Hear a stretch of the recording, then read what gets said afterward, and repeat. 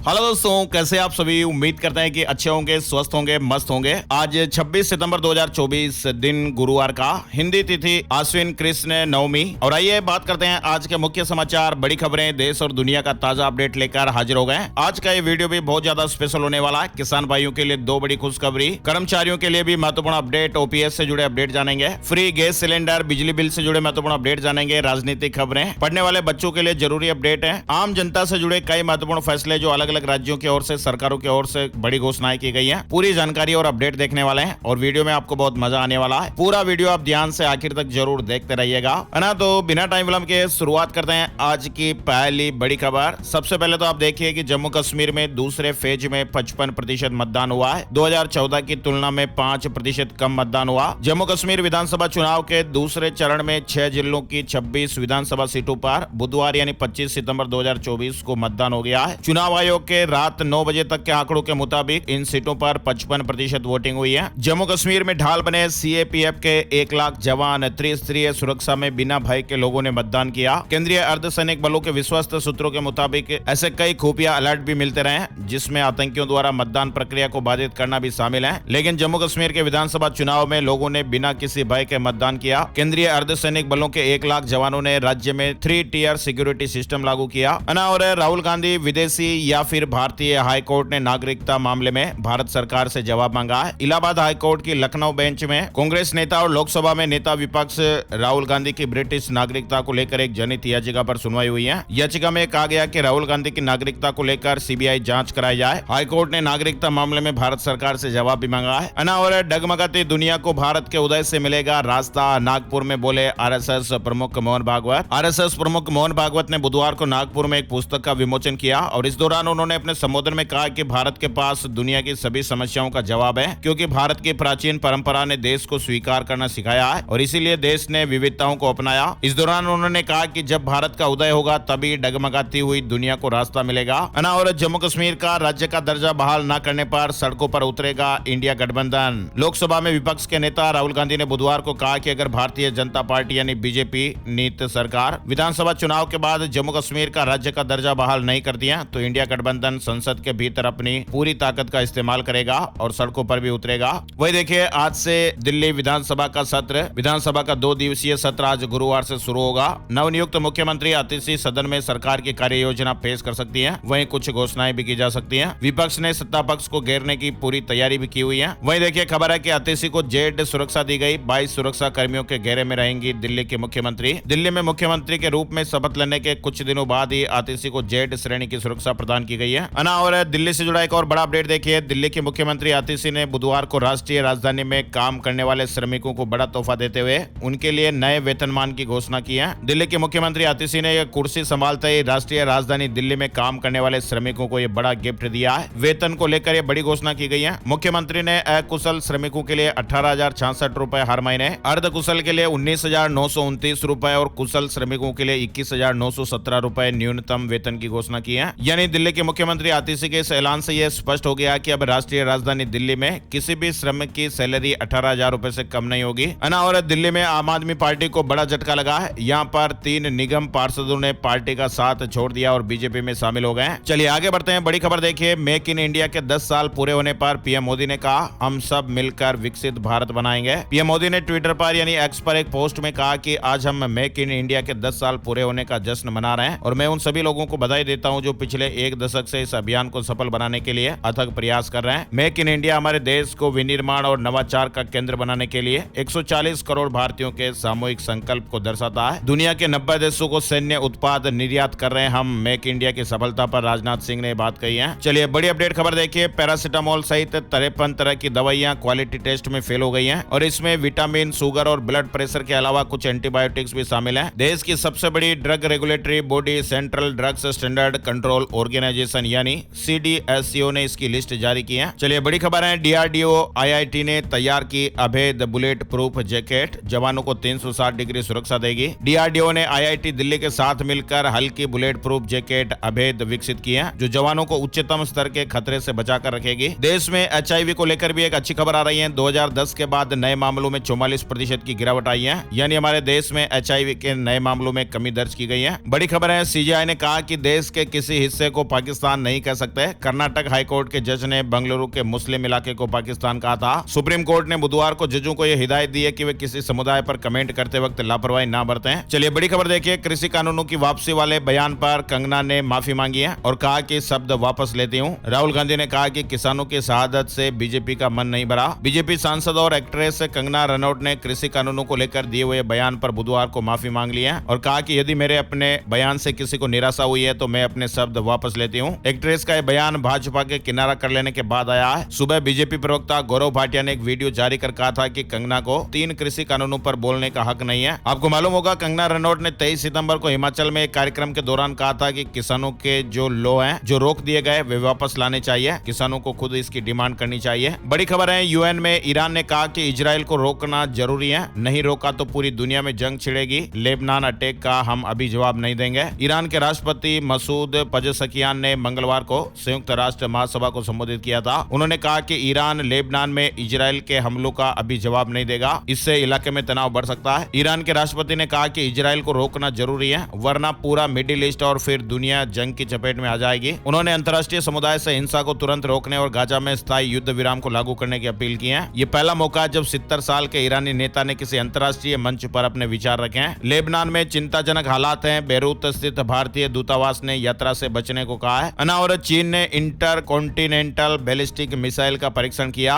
नकली वॉरहेड के साथ दागी। प्रशांत महासागर में 44 साल बाद टेस्टिंग की गई। वहीं देखिए, चीन से 75% विवाद खत्म होने पर जयशंकर की सफाई भी सामने आई है। कहा कि मेरा बयान सिर्फ सैनिकों के पीछे हटने पर था, बाकी मुद्दों पर चुनौती बरकरार है। दरअसल भारत के विदेश मंत्री एस जयशंकर ने चीन के साथ 75% विवाद हल होने वाले अपने बयान को लेकर बुधवार को यह सफाई दी। उन्होंने न्यूयॉर्क में एशिया सोसाइटी पॉलिसी इंस्टीट्यूट में कहा, मैंने ये बात सिर्फ सैनिकों के पीछे हटने के संदर्भ में कही थी। चीन के साथ दूसरे मुद्दों पर अभी भी चुनौती बनी हुई है। साथ ही उन्होंने ये भी कहा कि चीन के साथ भारत का इतिहास मुश्किलों से भरा रहा है। चलिए बड़ी खबर देखते हैं। जेलेंस्की ने कहा कि रूस को जंग रोकने के लिए मजबूर करना होगा। यूएनएससी में कहा कि सिर्फ बातचीत से हल नहीं निकलेगा, पुतिन खुद पीछे नहीं हटेंगे। अल जजीरा के मुताबिक न्यूयॉर्क में यूएनएससी की बैठक में जेलेंस्की ने कहा कि पुतिन अंतर्राष्ट्रीय अपराध कर रहे हैं। वे अब तक इतने सारे कानून तोड़ चुके हैं कि अब वे खुद नहीं रुकेंगे। यूक्रेन के राष्ट्रपति ने कहा कि ये जंग खुद से खत्म नहीं होगी। पुतिन थक कर युद्ध नहीं रोकने वाले हैं। रूस को शांति के लिए मजबूर करना होगा। जेलेंस्की ने कहा कि उन्हें दूसरे पीस समिट की तैयारी करनी होगी और इसके लिए वे पहले ही भारत, चीन और कई दूसरे देशों को न्योता दे चुके हैं। यूक्रेन के राष्ट्रपति ने कहा कि अगर रूस को रोकना है तो सभी देशों को साथ मिलकर काम करना होगा। और परमाणु हमले के विकल्प पर विचार कर रहा रूस राष्ट्रपति व्लादिमीर पुतिन ने ये चेतावनी दी है। राष्ट्रपति पुतिन ने परमाणु निरोध पर चर्चा के लिए मॉस्को की शीर्ष सुरक्षा परिषद के साथ तत्काल बैठक की और इस दौरान राष्ट्रपति पुतिन ने पश्चिम को चेतावनी जारी की कि रूस हवाई हमलों के खिलाफ जवाबी कार्रवाई के लिए परमाणु इस्तेमाल से भी पीछे नहीं हटेगा। रूस परमाणु हमले के विकल्प पर विचार कर रहा है। बड़ी खबर है, केजरीवाल ने आरएसएस प्रमुख को 5 सवालों की चिट्ठी भेजी है। केंद्रीय जांच एजेंसियों के दुरुपयोग से लेकर प्रधानमंत्री नरेंद्र मोदी के रिटायरमेंट तक कई मुद्दों पर सवाल पूछे गए हैं। और हाईकोर्ट ने कहा कि बदलापुर की घटना को एनकाउंटर मानना मुश्किल। रिपोर्ट बताती है कि गोली सिर पर मारी। सीएम शिंदे ने कहा कि अगर वो भाग जाता तो क्या करते। ठाणे के बदलापुर में नर्सरी की 2 बच्चियों के साथ यौन शोषण के आरोपी अक्षय शिंदे के एनकाउंटर पर बॉम्बे हाईकोर्ट ने बुधवार को सवाल उठाए हैं। चलिए बड़ी खबर है, झारखंड में बीजेपी का घोषणा पत्र, सरकार बनी तो 1 रुपए में महिलाओं के नाम प्रॉपर्टी की रजिस्ट्री फिर शुरू की जाएगी। झारखंड में बीजेपी की सरकार बनती है तो महिलाओं के नाम पर 1 रुपए में जमीन फ्लैट की रजिस्ट्री फिर शुरू होगी। किसानों को भी प्रति एकड़ 5,000 रुपए की सहायता दी जाएगी। प्रदेश भाजपा की चुनाव घोषणा पत्र समिति इन प्रस्तावों को अंतिम रूप दे चुकी है और सितंबर के अंत तक ये चुनाव घोषणा पत्र जारी होने की उम्मीद है। फिलहाल इस तरह की मीडिया रिपोर्ट्स और खबरें चल रही हैं। वही देखिए बड़ी खबर, किसान सम्मान निधि से जुड़ा अपडेट भी आ रहा है। देश के 9 करोड़ से अधिक किसान भाइयों को सरकार ने नवरात्रि के त्योहारी सीजन में तोहफा देने का प्लान बना लिया है। किसान भाइयों को नवरात्रि का एक बड़ा तोहफा मिल सकता है। सरकार नवरात्रि के दौरान ही पीएम किसान सम्मान निधि योजना की 18वीं किस्त जारी करने जा रही है। पीएम किसान योजना की वेबसाइट के मुताबिक 18वीं किस्त प्रधानमंत्री नरेंद्र मोदी 5 अक्टूबर 2024 को जारी करेंगे। और बिहार से जुड़ा अपडेट देखिए, किसान भाइयों के लिए नीतीश सरकार लागू करेगी गुड़ प्रोत्साहन नीति, सभी 38 जिलों को लाभ मिलेगा। किसान भाइयों के लिए गुड न्यूज है। बिहार सरकार ने किसानों की आय बढ़ाने और रोजगार के अवसर पैदा करने के लिए नई पहल शुरू की है। बिहार राज्य गुड़ उद्योग प्रोत्साहन नीति के तहत सभी 38 जिलों में गन्ने की खेती को बढ़ावा दिया जाएगा और इस नीति के तहत उद्यमियों को गुड़ उद्योग लगाने के लिए 50% अनुदान और बैंक ब्याज पर 10% अनुदान दिया जाएगा। बड़ी खबर बिहार को लेकर आ रही है। बिहार पैक्स इलेक्शन को लेकर अपडेट है। 25 नवंबर से 5 दिसंबर तक 5 चरणों में पैक्स चुनाव होंगे। सभी डीएम और डीडीसी को निर्देश मिल गए। वहीं देखिए हमारे देश प्रदेश में बेरोजगारी घटी है, हरियाणा में सबसे ज्यादा गिरावट, गोवा में सबसे अधिक 8.5% बेरोजगारी दर दर्ज की गई है। वहीं केरल में 7.2% के साथ दूसरे और नागालैंड में 7.1% के साथ तीसरे नंबर पर। हरियाणा में विधानसभा चुनाव के बीच एक महत्वपूर्ण रिपोर्ट सामने आई है, जिससे यह पता चल रहा है कि राज्य ने बेरोजगारी दर में एक साल के भीतर सबसे अधिक कमी दर्ज की है। और महाराष्ट्र से जुड़ी खबर देखिए, मराठा आरक्षण कार्यकर्ता मनोज जरांगे ने अनशन खत्म कर दिया है। 9 दिन से वो अनशन कर रहे थे, प्रदर्शन कर रहे थे। अन्य पिछड़ा वर्ग यानी ओबीसी श्रेणी के तहत अपने समुदाय को आरक्षण देने की मांग को लेकर 9 दिनों से आंदोलन कर रहे थे। ओपीएस से जुड़ा महत्वपूर्ण अपडेट देखिए, राज्य सरकार के लिए पुरानी पेंशन देने का रास्ता साफ, केंद्र के पास फंसा एनपीएस फंड। पुरानी पेंशन बहाली की मांग को लेकर केंद्र और राज्यों के कर्मचारी संगठन अपने अपने तरीके से आंदोलन को आगे बढ़ा रहे हैं। केंद्र सरकार द्वारा एनपीएस में सुधार कर लाई गई यूनिफाइड पेंशन स्कीम यानी यूपीएस लागू करने की घोषणा से कर्मचारी संतुष्ट नहीं है। अभी तक सरकार ने इस योजना का नोटिफिकेशन जारी नहीं किया है, लेकिन आपको बताएं एनएमओपीएस द्वारा 26 सितंबर को ओपीएस बहाली के लिए देश के सभी जिला मुख्यालयों पर विरोध प्रदर्शन आयोजित किया जाएगा। वहीं 17 नवंबर को केंद्रीय कर्मचारी संगठन national mission for old pension scheme Bharat नई दिल्ली में राष्ट्रीय स्तर की रैली भी करेगा। स्कूली बच्चों की सुरक्षा के लिए केंद्रीय दिशा निर्देश लागू करें राज्य एनजीओ की याचिका पर सुप्रीम कोर्ट ने यह निर्देश जारी किए हैं। और उत्तर प्रदेश कैबिनेट ने धान खरीद को मंजूरी दे दी है। 48 घंटे के अंदर ऑनलाइन भुगतान भी हो जाएगा। भारत में 10 साल में 4 गुना बढ़ा ऑर्गन डोनेशन, ये भी बड़ी खबर सामने आ रही है। हमारे देश में अंगदान करने में पुरुषों से महिलाएं आगे हैं। 2023 में 16,542 अंगदान हुए हैं, जिसमें अधिक महिलाएं जीवित दाता अलाइव डोनर थी। यानी साल 2023 में 5,651 पुरुषों ने और 9,784 महिलाओं ने अंगदान किए और इसमें 13,426 किडनी ट्रांसप्लांट सबसे ज्यादा थे। बीते 10 साल में अंगदान में करीब 4 गुना की बढ़ोतरी हुई है। और दुनिया के बेस्ट एमबीए इंस्टीट्यूट्स की क्यूएस रैंकिंग जारी हो गई है। बुधवार को जारी की गई क्यूएस रैंकिंग में भारत के 14 इंस्टीट्यूट को शामिल किया गया है। 3 इंडियन मैनेजमेंट इंस्टीट्यूट यानी आईआईएम और Indian school of business Hyderabad को दुनिया के टॉप 100 की रैंकिंग में शामिल किया गया है। यानी टॉप 100 में भारत के आईआईएम बेंगलुरु, आईआईएम अहमदाबाद और आईआईएम कलकत्ता शामिल है। चौथा इंस्टीट्यूट आईएसबी हैदराबाद है। बड़ी खबर है, तिरुपति लड्डू विवाद से जुड़ा अपडेट देखिए। जगन मोहन क्षमा याचना अनुष्ठान करेंगे, लोगों से भी शामिल होने की अपील की गई है। तिरुपति प्रसादम लड्डू विवाद को लेकर आंध्र प्रदेश के पूर्व मुख्यमंत्री जगन मोहन रेड्डी ने 28 सितंबर को मंदिरों में क्षमा याचना अनुष्ठान करने की बात कही है। और रियल एस्टेट के कर्मचारियों के लिए पीएफ और ईएसआईसी अनिवार्य हो। पीयूष गोयल ने कहा कि बिल्डर ईमानदारी से काम करें। रियल एस्टेट उद्योग के संगठन क्रेडाई के सम्मेलन में पीयूष गोयल ने ये बड़ी बात कही है। और हरियाणा रैली में बच्चे ने पीएम को फोटो दिखाई। पीएम मोदी ने कहा कि एसपीजी ले लेगी, तुम थक जाओगे, पीछे अपना नाम पता लिखना, मैं चिट्ठी भेजूंगा। प्रधानमंत्री नरेंद्र मोदी ने बुधवार यानी 25 सितंबर को हरियाणा के सोनीपत में रैली की और इस दौरान सोनीपत के गोहाना के रहने वाले एक 12 वर्षीय युवराज ने पीएम मोदी को उनकी तस्वीर दी। 1 अक्टूबर से लागू हो जाएंगे नए पीपीएफ रूल्स। एक से ज्यादा पीपीएफ खाते, माइनर्स और एनआरआई अकाउंट्स के लिए नियमों में बदलाव हो जाएगा। और पीएम मोदी ने चेस ओलंपियाड विनर से मुलाकात भी की। खिलाड़ियों ने चेस बोर्ड गिफ्ट किया। 97 साल में पहली बार दोनों कैटेगरी में गोल्ड जीता। फेस्टिवल सेल से पहले अमेजन ने 50,000 इन्फ्लुएंसर्स का कमीशन बढ़ा दिया है। ये क्रिएटर्स वह हिस्सा है जो अमेजन के इन्फ्लुएंसर मार्केटिंग नेटवर्क का हिस्सा है। टीवीएस रोनिन का फेस्टिव एडिशन लॉन्च हो गया है। बाइक में ड्यूल चैनल एबीएस ब्रेकिंग और नया मिडनाइट ब्लू कलर। वहीं देखिए, उत्तर प्रदेश की तरह हिमाचल प्रदेश में भी होटल और ढाबों पर नेम प्लेट लगानी जरूरी होगी। कांग्रेस सरकार ने भी उत्तर प्रदेश जैसा आदेश जारी कर दिया है। मंत्री विक्रमादित्य ने कहा कि पॉलिसी बनाई जा रही है। हिमाचल प्रदेश में भी रेस्टोरेंट, फास्ट फूड सेंटर और रेडी फड़ी वालों को दुकानों के सामने अब नेम प्लेट लगाना जरूरी होगा। आईपीओ के लिए स्विगी को सेबी की मंजूरी मिल गई है। नवंबर में इश्यू आ सकता है। वहीं सेबी की बोर्ड मीटिंग 30 सितंबर को होगी। डेरिवेटिव फ्रेमवर्क और स्ट्राइक प्राइस से जुड़े नियमों में बदलाव समय कई बड़े ऐलान हो सकते हैं। और एल्गोरिदम ट्रेडिंग से बड़ी संस्थाओं ने 58,840 करोड़ रुपए कमाए। इससे अनजान निवेशकों ने 61,000 करोड़ गंवाए। घरेलू शेयर बाजार में एआई बोट्स से ट्रेडिंग बढ़ रही है। सेबी की एक रिसर्च के मुताबिक वित्त वर्ष 2024 में वायदा कारोबार, फ्यूचर एंड ऑप्शन में एल्गोरिदम ट्रेडिंग की मदद से विदेशी संस्थागत निवेशकों यानी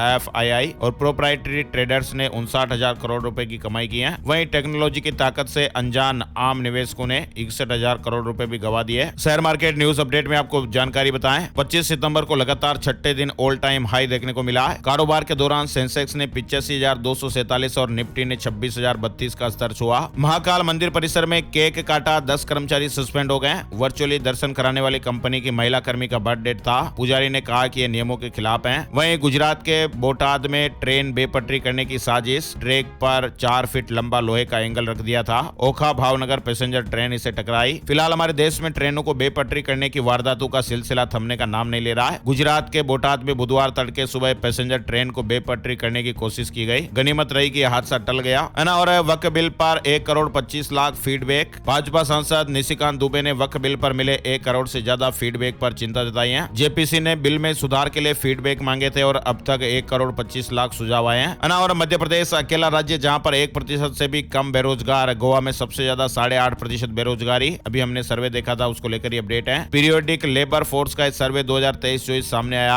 है ना। और एक 80 साल के बुजुर्ग दंपति की लड़ाई हाईकोर्ट पहुंची और हाईकोर्ट के जज साहब ने भी कहा कि कलयुग आ गया। उम्र के चौथे पड़ाव पर पहुंचे बुजुर्ग दंपति का यह मामला इलाहाबाद हाईकोर्ट पहुंचा है। जज साहब भी हैरान रह गए। दरअसल बुजुर्ग दंपति की उम्र 75 से 80 साल के बीच है और महिला ने अपने पति से गुजारा भत्ता पाने के लिए अदालत में अर्जी दाखिल की है। और इस पर बेंच ने दंपति को सलाह दी कि वे आपस में सुलह कर लें और इस तरह की मुकदमेबाजी से बचें। और यही नहीं, बेंच ने हैरानी जताते हुए यह भी कहा कि ऐसा लगता है कि कलयुग आ ही गया है ना। और केदारनाथ यात्रा ने रफ्तार पकड़ी है। बारिश कम होने के बाद लगातार श्रद्धालुओं की संख्या बढ़ रही है। हर रोज 11,000 के लगभग श्रद्धालु दर्शन कर रहे हैं। उत्तर प्रदेश से जुड़ी खबर देखिए। बरेली हाईवे अधिग्रहण घोटाला, 50 लाख रुपए से ज्यादा के हर मुआवजे की जांच होगी। 19 लोग शासन के रडार पर हैं। पूरे प्रदेश में इनके नाम जारी मुआवजा राशि के मामलों की पड़ताल की जाएगी। झारखंड के मुख्यमंत्री हेमंत सोरेन ने प्रधानमंत्री मोदी को पत्र लिखा है। कोयला बकाये का मुद्दा भी उठाया। 5 अक्टूबर के बाद घटेंगे पेट्रोल और डीजल के भाव। इस तरह के अपडेट्स आ रहे हैं। पेट्रोल डीजल के भाव में मार्च 2024 से कोई बड़ा बदलाव नहीं हुआ है, लेकिन आपको बताएं पिछले कुछ समय में क्रूड ऑयल की कीमतों में भारी गिरावट आई है और ऐसे में अब पेट्रोल और डीजल की कीमतों में कटौती की संभावनाएं बढ़ रही हैं। प्रतिष्ठित रेटिंग एजेंसी CLSA ने कहा है कि पेट्रोल और डीजल की कीमतों में 5 अक्टूबर के बाद कमी हो सकती है। LIC ने शुरू किया एक नया SIP प्लान। दिहाड़ी मजदूर भी 100 रुपए से निवेश कर सकेंगे। जीवन बीमा निगम यानी LIC ने छोटे निवेशकों के लिए नई पहल की है, जिससे अब दिहाड़ी मजदूर और आम लोग भी शेयर मार्केट में निवेश कर सकेंगे। LIC म्यूचुअल फंड ने एक नया सिस्टमेटिक इन्वेस्टमेंट प्लान यानी SIP पेश करने की योजना बनाई है, जिसके अंतर्गत निवेशक केवल 100 रुपए हर रोज निवेश कर सकते हैं। बड़ी खबर देखिए, 2025 तक हमारे देश को कई लाख डिजिटली स्किल्ड युवाओं की जरूरत होगी। जॉब से जुड़ा अपडेट है। वहीं सीएम योगी आदित्यनाथ ने कहा कि यूपी में जल्दी तैयार होंगे 10 नए एयरपोर्ट। गंगा एक्सप्रेसवे से जुड़ेगा पूरब से पश्चिम। एयरटेल की नई सर्विस का आगाज हुआ है। AI दिलाएगा स्पैम कॉल और फेक मैसेज से छुटकारा। AI स्पैम डिटेक्शन सर्विस को एयरटेल की तरफ से लॉन्च किया गया है। और उत्तर प्रदेश में राशन कार्ड धारकों के लिए गुड न्यूज भी आई है। सरकार ने eKYC की समय सीमा को बढ़ा दिया है। सितंबर से बढ़ाकर अब दिसंबर तारीख कर दी गई है। और यूपी SRTC की बसें अब रेलगाड़ियों की तरह चलेंगी, मतलब टिकटिंग मशीन से बसों की लाइव लोकेशन भी देख पाएंगे। कंप्यूटर बता रहा दांतों का कैंसर। एम्स की नई टेक्नोलॉजी की खासियत, दांतों के कैंसर का पता करने के लिए दिल्ली एम्स में AI आधारित कुछ टेक्नोलॉजी का प्रयोग हो रहा है, जो ये बता रहे हैं कि मरीज दांत के कैंसर से पीड़ित है या नहीं। हिमाचल प्रदेश से जुड़ा अपडेट देखिए। उद्योगों को पड़ोसी राज्यों की तुलना में सस्ती दर पर बिजली मिलेगी, सुक्खू सरकार ने ऐलान किया है। हिमाचल प्रदेश में 6,297 प्राइमरी टीचर्स की भर्ती होगी, सरकार ने नोटिफिकेशन जारी कर दिया है। उत्तर प्रदेश से जुड़ा अपडेट देखिए। सावधान रहने की खबर है। यूपी में मीटरों की जांच का काम शुरू हो गया है। रीडिंग स्टोर मिलने या छेड़छाड़ पाए जाने पर लोग बुरे फंसेंगे। हिमाचल प्रदेश में सरकारी स्कूलों के छात्रों के लिए भी गुड न्यूज आई है। इन स्टूडेंट्स को JEE और नीट की निःशुल्क कोचिंग मिलेगी। हिमाचल प्रदेश में सरकारी स्कूलों के बच्चों के लिए नीट और JEE परीक्षाओं की निःशुल्क कोचिंग के लिए ऑफलाइन टेस्ट आयोजित किया गया। झारखंड में पुलिस कर्मचारियों की तरह डॉक्टरों को भी साल में 13 महीने का वेतन मिलेगा। स्वास्थ्य मंत्री ने यह बड़ी घोषणा की है। पंजाब में मिड डे मील में गड़बड़ी करने वालों की अब खैर नहीं होगी, शिक्षा विभाग ने नए आदेश जारी कर दिए हैं। मौसम और मानसून से जुड़े कुछ जरूरी अपडेट और अलर्ट भी चल रहे हैं। देश का मानसून, सबसे पहले आपको अपडेट बताएं। मुंबई में भारी बारिश का रेड अलर्ट। आज स्कूल और कॉलेज भी बंद रहेंगे। पुलिस ने कहा कि जरूरी होने पर ही घर से निकलें। भारतीय मौसम विज्ञान विभाग IMD ने बुधवार को मुंबई, पालघर और नासिक के लिए भारी बारिश की चेतावनी जारी करते हुए रेड अलर्ट घोषित किया।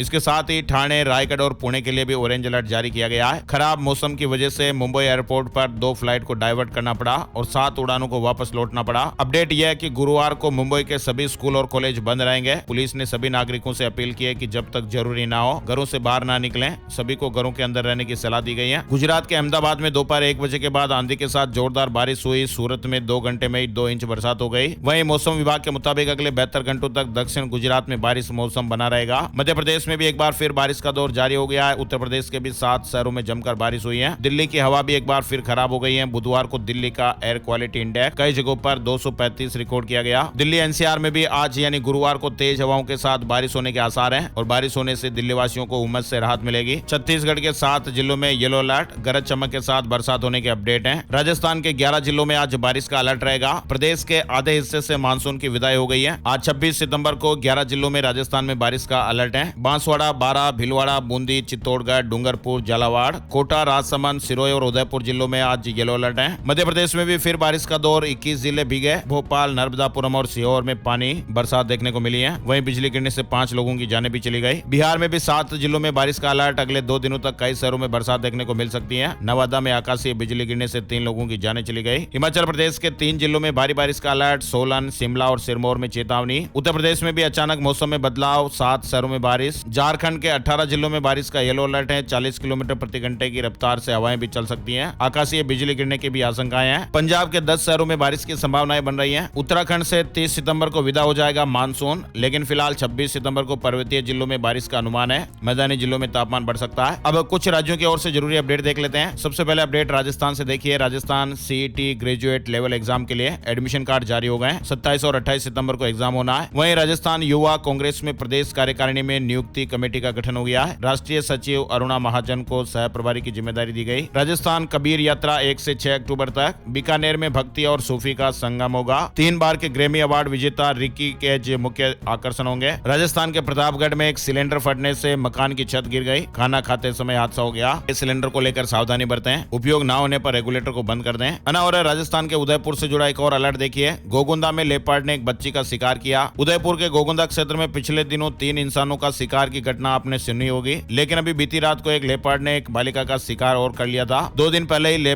दो लेपर्ड जो है वो इस क्षेत्र से पिंजरे में पकड़ में आए थे। तब लोगों ने राहत की सांस महसूस की, लेकिन एक बार फिर यह घटना देखने को मिली है और लोग एक बार फिर से घबरा गए। किसान प्रतिनिधिमंडल ने कृषि आयुक्त से मुलाकात की। फसल खराबे की गिरदावरी और 1 अक्टूबर से एमएसपी पर फसल खरीद शुरू करने की मांग रखी गई है। छत्तीसगढ़ में 8 आदिवासियों की रहस्यमयी जांच चली गई। इस मामले को लेकर कांग्रेस ने जांच टीम बनाई है। छत्तीसगढ़ में 27 सितंबर को सामूहिक अवकाश पर रहेंगे। शिक्षक, कर्मचारी, अधिकारी फेडरेशन के साथ हड़ताल करेंगे। छत्तीसगढ़ के अधिकारी और कर्मचारी अपनी 5 सूत्रीय मांगों को लेकर 27 सितंबर को सामूहिक अवकाश पर रहेंगे। वहीं देखिए 4000 से ज्यादा अधिकारी और कर्मचारियों का गलत प्रमोशन। छत्तीसगढ़ में सीएसईबी अफसरों की मनमानी से 4000 से ज्यादा अधिकारी और कर्मचारियों को गलत तरीके से पोस्टिंग दी गई है और इसे लेकर छत्तीसगढ़ सर्वहित संघ के पदाधिकारियों ने मोर्चा खोल दिया है। पदाधिकारियों ने कहा कि अब बिजली मुख्यालय के बाहर आने वाले दिनों में जंगी प्रदर्शन होगा। छत्तीसगढ़ में ओपन स्कूल ने 10वीं और 12वीं के रिजल्ट जारी कर दिए हैं। पंजाब में पंचायत चुनाव की घोषणा हो गई है। 15 अक्टूबर को वोटिंग होगी और उसी दिन काउंटिंग होगी। कमिश्नर ने कहा कि छुट्टियों को देख तारीख तय की गई है। पंजाब में पंचायती चुनाव का ऐलान हो चुका है। 27 से 4 अक्टूबर तक पंच और सरपंच पद के लिए नॉमिनेशन दाखिल किया जा सकेगा। 15 अक्टूबर को वोटिंग होगी। और पंजाब में 22 आईपीएस अफसरों के ट्रांसफर हो गए। साथ ही आपको बताएं हिमाचल प्रदेश में 13 से 19 अक्टूबर तक अंतर्राष्ट्रीय कुल्लू दशहरा।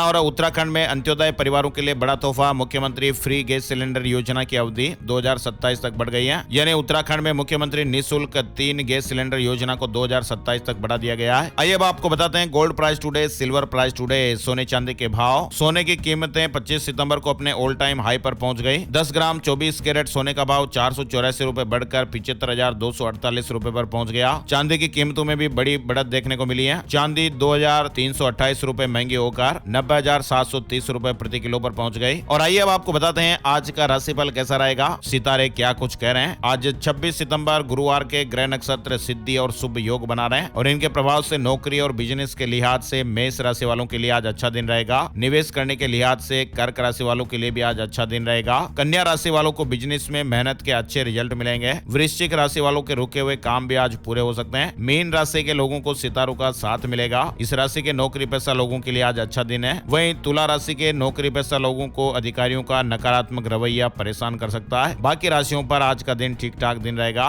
तो ये थे दोस्तों आज के मुख्य समाचार, बड़ी खबरें, हेडलाइंस और सुर्खियां, अपडेट। वीडियो आपको कैसा लगा कमेंट करके जरूर बताइएगा। और एक प्यार भरा सा निवेदन है, इस वीडियो को आप अपने यार दोस्तों के साथ, मिलने वाले और जान पहचान वालों के साथ फेसबुक और व्हाट्सएप पर जरूर शेयर कीजिएगा। आपका प्यार और सपोर्ट जरूरी है, तभी हम आगे बढ़ सकते हैं। तो प्लीज वीडियो को आप फेसबुक और व्हाट्सएप पर जरूर शेयर कीजिएगा। एक और नई जानकारी और नए वीडियो में फिर मिलेंगे, तब तक के लिए जय श्री राम, जय हनुमान।